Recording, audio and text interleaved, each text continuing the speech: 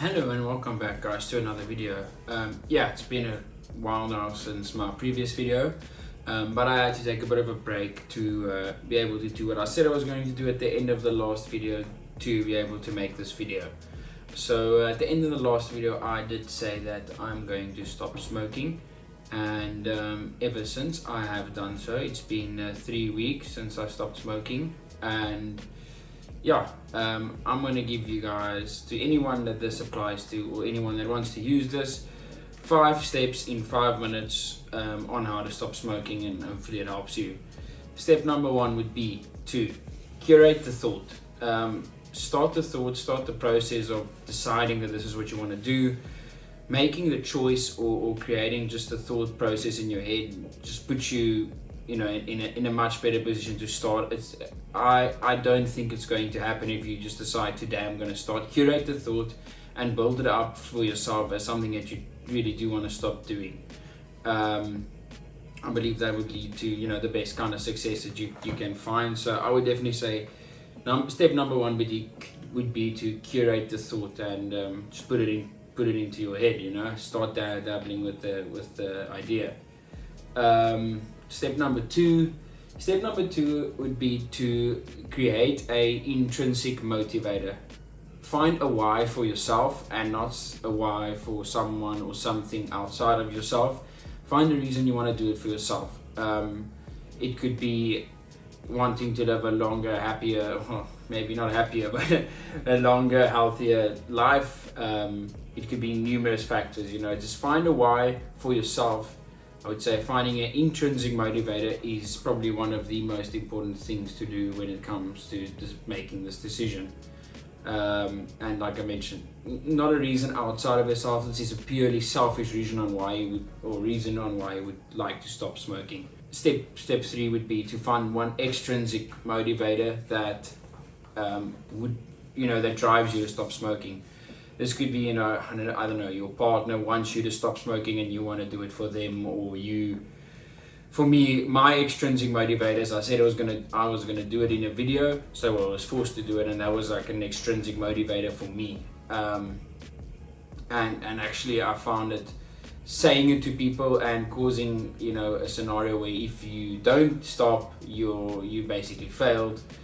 Was something that definitely helped me, and I would suggest that to anyone. So yeah, step 3 I think best would be create an intrinsic and an extrinsic step 2 would be create an intrinsic motivator, and step 3 would be to create an extrinsic motivator. Step 4 would be to understand your cravings. Once you've stopped, to understand your cravings. Day 1, first hour, first 45 minutes, probably first 30 minutes for a lot of people, you will have a craving and you would want to start smoking again. So understanding your cravings, understanding why you want to smoke, and is vital. A lot of it's habit. After eating, driving, when it's vaping, driving in your car, a lot of people smoke in their car, smoking in your car. A lot of it's habit, and it's important to understand why you so often get cravings. Often you'll go throughout your day and you'll get a craving and it will hit you and you're like, I can't physically not smoke now. Like I need to find nicotine and I need to smoke. Like it happens, like to me in the first couple of days. It happened every 20-30 minutes. I'd have this 3 minutes of like, ooh, I need to smoke. So understanding that craving is gonna come and that you're gonna have to sit through it is something that is vital to like stopping. Getting through it isn't that difficult per se. You'll get the craving, you're gonna sit with it for 3 minutes, and in 3 minutes, as the human nature often is, you will just forget about it because your brain will find something else. And you need to understand that smoking for a lot of us is a habit and a dopamine hit, like an instant dopamine hit. It's similar to any other addiction. Is something you can get immediately when you want it. You don't have to wait for it. You don't have to wait for the dopamine hits. You don't have to go do something for it. All you need to do is light up or just take a pull of your vape, and it's instant. It's there at your disposal. So you need to understand that you will have cravings, and understand that it's going to come, and understand that with time your cravings will become less often. It's been 3 weeks for me now, 21 days, and they still come. I mean, this morning I had them after lunch. I have them when every time I get into a car. So, like, understanding that they will be there, but that it's not the end of the world is very good for, is I think is vital for stopping. Step 5 would be the approach of burning all the boats. Don't leave yourself another option. Don't leave yourself the option to start again. With this, I mean, is if you're a cigarette smoker, throw the pack away.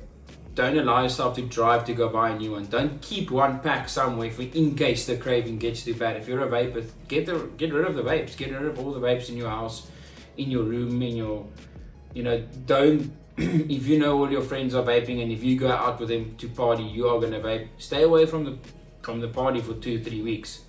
It's not. I promise you, it's not the end of the world, and you won't lose your friends. So I would say is burn all the boats, get rid of your smoking device or tobacco, anything, and make the conscious decision that there is no turning back. I hope this has helped you guys. I have been a smoker since 16. I'm 24 now, so that is 8 years. That's actually way worse than I thought. Fuck, that's way worse than I thought. So yeah, I've been a smoker for 8 years, and now these 3 weeks are the longest I've ever gone without smoking. So yes, guys, I mean, take it from me. I really, I did this so I can tell you guys how to do it. And I would say that stopping is quite personally motivating, because you do have that sense of discipline that you can stop, and that you have now stopped, or at least I've stopped for as long as I've stopped now. And it's good for your mental as well to see that you can stick to something if you do make that decision.